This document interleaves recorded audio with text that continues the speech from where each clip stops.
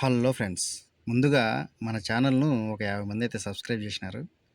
ఆ 50 మందికి థాంక్స్.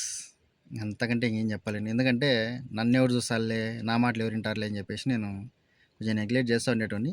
పర్లేదు, మన మాటలు కూడా వింటున్నారు జనాలు. వాళ్ళకి మాత్రం థాంక్స్ అయ్యా. అట్లనే నన్ను కొంచెం సపోర్ట్ చేయండి.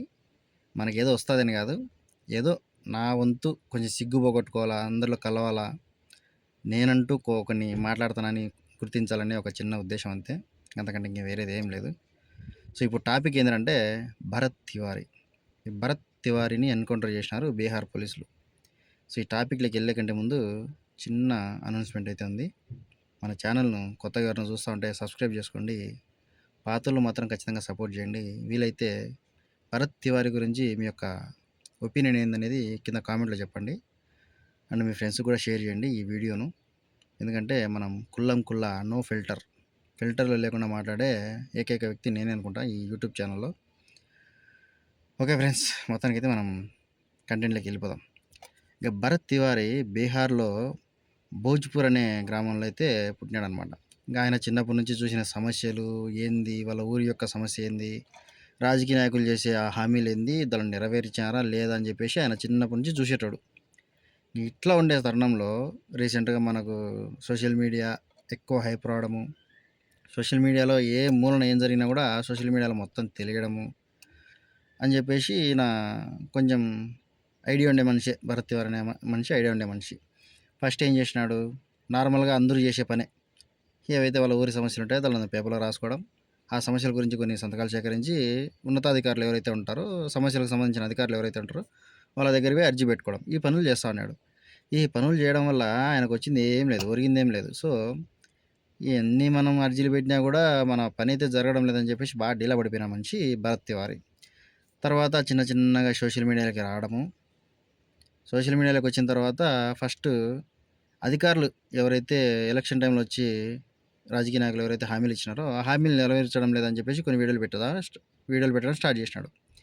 ఇంకా స్టార్ట్ చేసిన వెంటనే అధికారులు రంగంలోకి దిగి ఈ భరత్ తివారీ అనే వ్యక్తి ఒక పిచ్చోడు అని చెప్పేసి ప్రచారం చేసినారు. ఈ భరత్ తివారీ ఏమైనా సైలెంట్గా ఉన్నాడా, ఇంకా కొంచెం ఇంకా కొంచెం ఎక్కువ హైప్, ఇంకా కురవ డీప్గా పోయినాడు అనమాట గవర్నమెంట్ మీదకి. మా ఊర్లో ఉండే సమస్య ఇది, నది ఉధృతంగా పారినప్పుడు మాకు ప్రాణ నష్టం, ఆస్తి నష్టం రెండు జరుగుతున్నాయి, అయినా కూడా మమ్మల్ని పట్టించుకునే నాదడే లేడని చెప్పేసి కొన్ని వీడియోలు అయితే పోస్ట్ చేసినాడు. ఈ వీడియోలకు విపరీతంగా సపోర్ట్ వచ్చింది. అది ఓన్లీ వాళ్ళ స్టేట్ వరకే కాదు, ఇండియా వైడ్గా విపరీతమైన సపోర్ట్ వచ్చిందనమాట. చిన్న ఇష్యూని పెద్దగా పెద్దగా నేషనల్ లెవెల్లో ప్రొజెక్ట్ చేసినాడు మన భరత్ తివారీ. దాంట్లో సక్సెస్ అయినాడు అనమాట. ఇక చిన్న చిన్న ఇష్యూల గురించి గవర్నమెంట్ పట్టించుకుంటుందంటే పట్టించుకోదు కదా. సో గవర్నమెంట్ ఏం చేసింది, భరత్ తివారీని గుండా కింద, రౌడీ షీటర్ కింద పరిగణించింది. రౌడీ షీటర్ అని చెప్పేసి ఆయన మీద కేసులు వేసినారు. ఆయన కేసులకు లొంగలేదనమాట భరత్ తివారీ. ఏం చేసినాడు, ఇంకా కొంచెం గవర్నమెంట్ గెలకాల, ఎట్ట తిరిగి గెలికి మా పనులు మేము చేయించుకోవాలని చెప్పేసి ధైర్యం చేసి ఒక పిస్టల్ పట్టుకొని పోలీసులను బెదిరియాలని ట్రై చేసినాడు.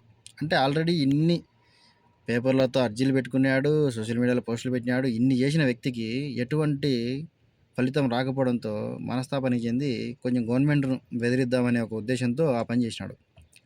ఆ పని చేస్తే గవర్నమెంట్ ఏమైనా గమ్ముగా ఉంటుందా? ఆల్రెడీ రౌడీ షీటర్ కింద కొన్ని కేసులు ఉన్నాయి కదా, తర్వాత పిచ్చోడని చెప్పేసి ముద్రేసింది కదా. ఈ రెండింటికి కారణం పెట్టుకొని ప్రజలను వేరే తప్పుదోవ పట్టిస్తున్నాడు, సమస్యలు అది ఇది అని చెప్పేసి వాళ్ళు ఏదో మొత్తానికైతే వాళ్ళ రీజన్స్ వాళ్ళకు ఉన్నాయి, ఎన్కౌంటర్ అయితే చేసినారు. అంతవరకు ఇండియన్ వైడ్గా ఆయనకు వచ్చిన పాపులారిటీ, ఆయనకు వచ్చిన సపోర్టు, ఆయన ఎన్కౌంటర్ చేసే టైంలో ఒక్కరు కూడా ఆయనకు సపోర్ట్ చేయలేదు. ఆయన చనిపోయినాక ఓ తెగ ర్యాలీలు, తెగ ఇది, ఆయనకు అంత్యక్రియలకైతే చెప్పలేనంతమంది జనాలు వచ్చారు, అంత సపోర్ట్ వచ్చింది ఆయనకు.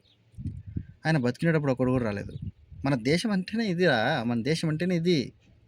ఏదైతుంది, ఎవడన్నా ఒకడు ప్రశ్నిస్తున్నాడు గవర్నమెంట్ అని అంటే వానికి సపోర్ట్ ఎవడు రాడప్పుడు. వాడు పోయిన తర్వాత I support Bharat Tiwari, justice for Bharat Tiwari అంటే ఎవడు?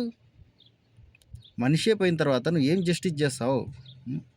వాళ్ళ ఊరికి న్యాయం చేస్తే అది జస్టిస్ చేసినట్టే. వాళ్ళ ఊరికి న్యాయం చేయాలా, వాళ్ళ ఊరిలో ఉండే సమస్యలు తీర్చాలా, అట్లయితేనే భరత్ తివారీకి న్యాయం చేసినట్టు.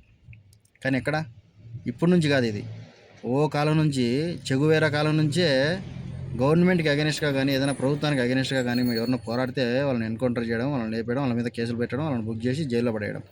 ఇది ప్రతి ఒక్క గవర్నమెంట్ ఇదే చేస్తది. భరత్ తివారీ విషయంలో కూడా ఇదే జరిగింది. ఆయన మీద కేసులు బుక్ అయినాయి. ఆయనను జైలుకి పంపియలేదు గానీ, ఆయన చేసిన పనికి డైరెక్ట్ ఎన్‌కౌంటర్ చేసి పెట్టేసినారు. ఇంక ఇప్పటికైనా జనాలు మేలుకొని ఇప్పుడుండే బీహార్ గవర్నమెంట్ మీద తిరగబడి గవర్నమెంట్‌ను కూల్చడమో గానీ, లేదంటే ఆ గవర్నమెంట్‌తో వాళ్ళకి సంబంధించిన విలేజ్ ఏదైతే ఉందో భరత్ తివారీకి సంబంధించిన విలేజ్‌కి న్యాయం జరిగేట్టుగా చేయడం గానీ జనాలు చేసినారంటే, భరత్ తివారీ పోరాడిన దానికి ఒక న్యాయం అనేది ఉంటది. ఒక ఆశయం ఏదైతే ఉందో ఆ ఆశ నెరవేరినట్టు ఉంటది. సో, నేనైతే భరత్ తివారీకి ఫుల్ సపోర్ట్ చేస్తున్నా. ఇంక మీరేమనుకుంటారో భరత్ తివారీ గురించి మీ ఒపీనియన్ ఏందనేది కింద మన కామెంట్ సెక్షన్‌లో చెప్పండి. ఎందుకంటే ఒక్కొక్కరిది ఒక్కొక్క ఒపీనియన్ ఉంది. కొందరు లెఫ్ట్ వింగ్ వాళ్ళుంటారు. కొందరు రైట్ వింగ్ వాళ్ళుంటారు. మనం ఏ వింగ్ కాదురా అయ్యో! మనదంతా డైరెక్ట్ అభయహస్తమే. గుద్దేయడమే అంతే ఇంగ. మనం ఏ గవర్నమెంట్‌కి సపోర్ట్ కాదు.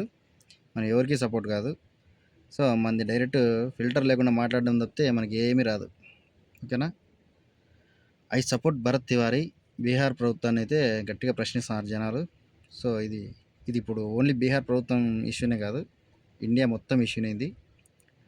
సో, భరత్ తివారీకి ఎవరెవరు సపోర్ట్ చేస్తున్నారనేది లైక్స్‌లో అండ్ మీ కామెంట్స్‌లో తెలియజెప్పండి. జై హింద్ ఫ్రెండ్స్.